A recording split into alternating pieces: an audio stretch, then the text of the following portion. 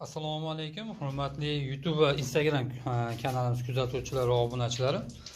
Albatta, kechki soat 9 bo'lishiga qaramasdan sizlarga bitta chiroyli video qilishga harakat qilamiz. Videomiz qisqa, lo'nda va sifatli bo'lishi uchun tez-tez gapirib videolarni bir qator ko'rsatib o'taman.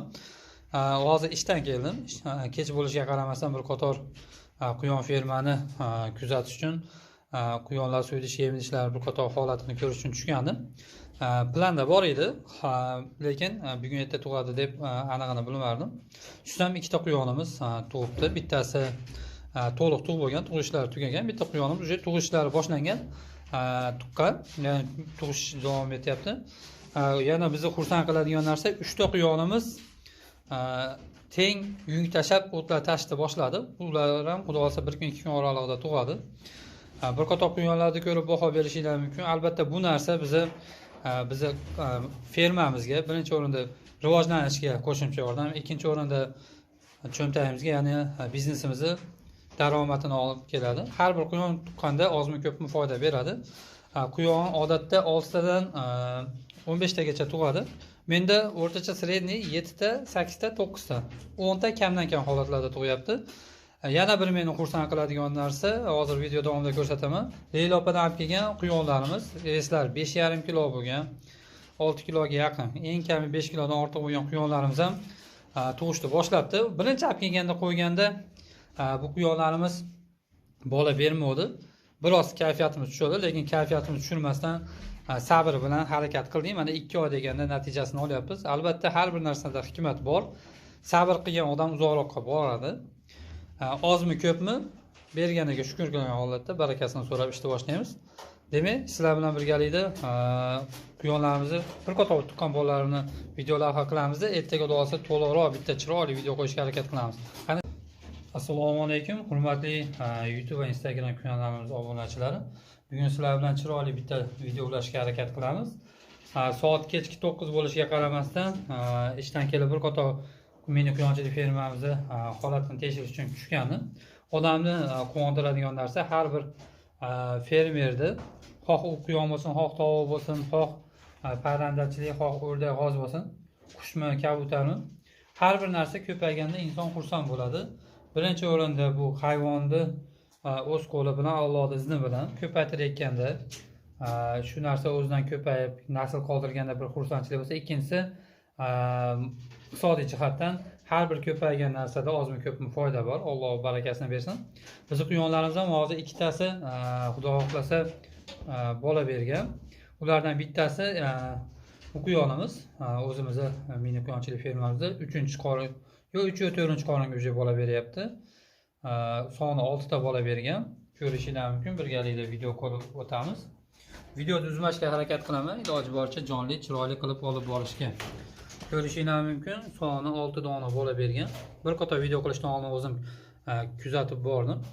Holatlarini, boshqasini hammasi sog'lommi, yo'qmi? 6 ham sog'lom. Bu tomonda mana kalif quyonimiz bor. Bu quyonimiz ham xudo xolasa keyingi oyda boshiga tug'adi. Hozirgi kundagi sanani aytib o'tadigan bo'lsa, bugungi kunga 29-aprel, hafta kuniga chorshanba. Va yana bir narsani sizlarga aytib bo'lishib borishim mumkin. Leyla opadan olib kelgan quyonlarimiz ham ishlashni boshladi. Albatta boshda olib kelganimizda birinchi oyda hammasini erkak quyonga qo'shdik. Nimadir sababini qilmadi shekilli. Albatta har bir narsada hikmat bor. Tug'madi. Va mana ikkinchi oy deganda xudo xolasa natija olishni boshladik. Har bir narsada sabr qilgan odam albatta uzoqroqqa boradi. Ozmi ko'pmi boriga qanoat qilgan odam kelgusida ko'proq ham shukr qilishda o'rganadi. Albatta xursandchiligimiz nihoyatda katta. Ko'rib turganinglarda hamma quyonimiz joy tayyorlagan, somon tashigan, yunglarini to'shgan, to'kkan. Mana bu quyonimiz ham yungini to'kkan. Hozir bu yerda bitta quyonimiz bola beryapti. Bu ham qanaqa hali tug'ishlarni oxiriga yetkazmagan. Mana ko'rishingiz mumkin, tumshug'i biroz qon. Men kelgan holatda gnezdosida edi. Mana bu quyonimiz tityapti. Bolasini ko'rishingiz mumkin, nihoyatda katta. Kelinglar, bu quyonni qiynamasdan tepasidan tashib ko'rishga harakat qilamiz. Oddiy quyonlarga nisbatan nihoyatda katta tuqqan. Soni 2 talik uchun men xudo xolasa o'ylab turibman. Bu quyonimiz mana yungini ko'rishingiz mumkin. tug'ishlar deb boshlagan ekan, hali oxiriga yetgani yo'q. Kommentga o'zingiz izohlar qoldirlar, nechta quyon bola beradi. Meni hisobimda eng kami 8 ta bola berish kerak bu holatiga. Bu quyonimiz triveslari 5,5 kilo.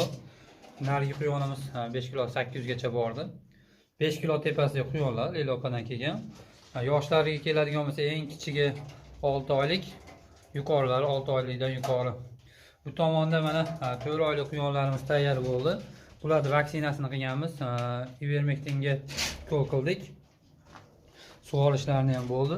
Xudo xohlasa bu quyonlarimiz mana shu oy 29-aprelda turgan bo'lsa, may oyiga o'tib kuyini ko'rib qo'shishni boshlaymiz. Triveslari 3,5 kilo, 3 kilo 800, 4 kilogacha kelgani bor. Alloh baraka bersin, o'zidan ko'paysin. Bu tomonda o'zimizning fermadan chiqqan quyonlarni ham sanasini yozib qo'shib qo'ydik. Bir haftalik bo'g'oz bu quyonlarimiz. Yoshlariga keladigan bo'lsa 4 oylikdan o'tgan. 3 ta samka, 2 ta samiz chiqqan, bitta joyda turibdi. Va liniya uchun ishlatayotgan mana Nodir akadan kelgan polvon samizimiz. Veslari 4 kilo ortiq. Va Lelopadan olib kelgan bitta xiyol yangi qonimiz ham bor. Va bu o'zimizning ya'ni enzavi quyonimiz, samiz quyonimiz. Bu quyonimizdan xudosi 3-4 marta bola oldik. Ishlashlari avtomat. Sheriklarni sotib bitta eng zo'rini o'zimiz yo'q qo'yganmiz. Hozircha qadvalimizning holati shu. Quyonlarning yarmi bu yerda turibdi, yarmi tashqi navishda turibdi. Bo'g'ozlarni shu yerda ishlatamiz. Sizlar bilan aytib o'tganimizda o'tgangi videoda shu tomondan 3 ta teshik ochamiz demoxotga havo kirish uchun. Bu yoqda havoda so'rib chiqib ketadigan bitta katta ventilyatsiya qo'yamiz. Xudo xohlasa har bir videolar bilan bo'lishib boramiz. Hozirgi kundagi holat shu. Xudo xohlasa bu quyonlarimiz hammasi tug'ilgandan keyin bir qator bolalar bilan bo'lishamiz. Ko'pchilik videoda so'rayotgan quyon bolalaridan bormi degan obunachilarimizga Xudo xohlasa baraka berib shu quyonlarimizni yaxshi tug'ib, yaxshi ko'payib oladigan bo'lsa, narxlarni yo'lda qilgan holatda 40 kun, 45 kunlikda sotuvga chiqaramiz. Bizni kuzatishda davom etinglar. Ajratgan vaqtinglar uchun albatta rahmat. Shu joygacha ko'rib, yoqqan bo'lsa, albatta baraka top, mashalloh deb qo'yasizlar. Har bir insonning uyida ozmi ko'pmi chorvasida baraka topib, o'zidan rivojlanadigan bo'lsa, oilaviy sharoitiga, qo'shimcha biznesiga daromad bo'ladi. Har bir insonning uyida shunaqangi chorvalar ko'payishiga tilakdoshmiz. Albatta, yana bitta xursandchiligimiz bor. Uning uchun sizlarga albatta minnatdorchiligimni bildirib o'taman. YouTube kanalimizda mana 2000 ta obunachi bo'libmiz. Xudo xohlasa, yaxshi sifatli videolarni bozor narxlaridan qo'yib borishga harakat qilyapmiz. Kelgusida yana ham sifatli videolar qo'yib borishga harakat qilamiz. Uning uchun qo'shimcha instrumentlar olish niyatlarimiz bor. Sekin-sekin qo'shib boramiz. Albatta niyat qilib qo'ydim. Xudo xohlasa, YouTube kanalimizda 5000 ta obunachi bo'ladigan bo'lsak, bir 4 ta quyonimizni chiroyli qilib obunachilarimizga tarqatamiz. 2 ta urg'ochi, 2 ta erkak. Yoshlari keladigan bo'lsak, eng kamida 2 oylik bo'ladi. Bo'lmasa, shu kungi holatdan kelib chiqqan holatda 3 oylik, 4 oylik qilib ham tarqatishimiz mumkin. Maksimal darajada yaqin tanishlarga videolarni ulashib boringlar. Tez fursatlarda 5000 ta bo'ladigan bo'lsa, xudo xolasa chiroyli obunachilarimiz uchun bonuslarimiz bor. Xudo xolasa shularni ham qo'yib boramiz.